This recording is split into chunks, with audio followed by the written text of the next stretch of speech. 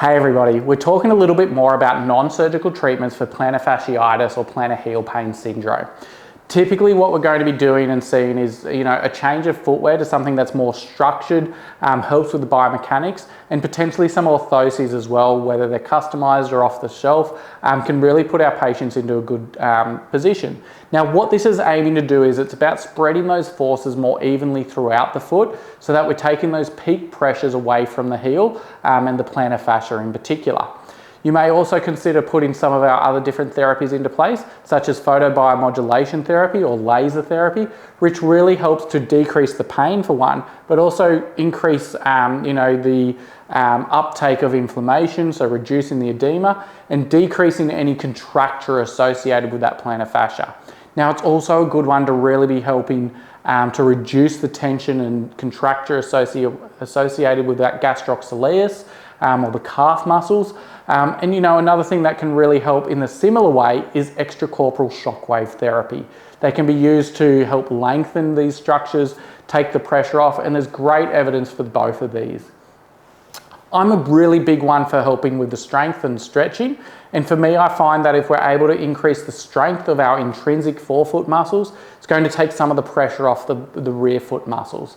When we're looking towards stretching out that calf and strengthening that calf, that's again going to really help that posterior chain as it's coming down the back of the leg and underneath our foot to hopefully unload and allow that heel to take a little bit more efficiently produced force there. In the case that some of our more conservative options aren't being effective, there are types of injections that we can undertake, and I've listed a few here that have got great evidence for the plantar fascia. Typically a corticosteroid injection is something that a lot of people will be undertaking for plantar fasciitis in particular, but there's also options like prolotherapy or glucose injections, which are non-steroidal. They're really quite effective in bringing that chronic plantar fasciitis back into an acute fasciitis types display there, and that's going to really help to increase the repair of the tissue and decrease some pain. We also see platelet-rich plasma or PRP injections, which are going to be really effective in increasing our good healing enzymes and proteins there, recruiting a lot of the white blood cells so that we can have a more efficient anti-inflammatory effect occurring right where we need it. There's also a further injection called AmnioFix, which is an amnion and chorion type injection, and this is basically a placental or sterile placental product that is then injected into this area, and I sort of talk about this as being like our stem cell therapy. It's fantastic because it recruits a whole heap of different things, including those stem cells, to the area to increase that healing and making sure that patients are going to have the best outcome from that. A little bit more expensive, but definitely something that can be offered.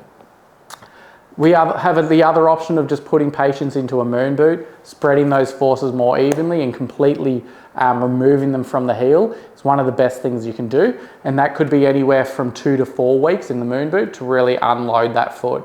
And this is really, for some people it's a last option, but the sooner you can get the pressure off as part of your treatment, particularly if it's at high levels, the moon boot's going to put you there and make sure that it's as effective as possible. But for those that need to keep moving, looking at those ones right at the top of the list here, really good, really effective in quite a few different patients.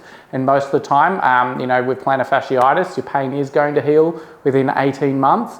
And resolve within 18 months, but typically we're seeing those patients that are in pain in the meantime and continuing on after that 18 months as part of what we're seeing here. But hopefully this has given you a bit of further information on non-surgical treatments for plantar fasciitis. I'm sure there's a lot of practitioners out there that are treating with a whole heap of other things, and I'd love to see those in the comments. But in the meantime, hit the subscribe and have a bit of a look at some of our other videos, and we'll see you in the next session. Cheers.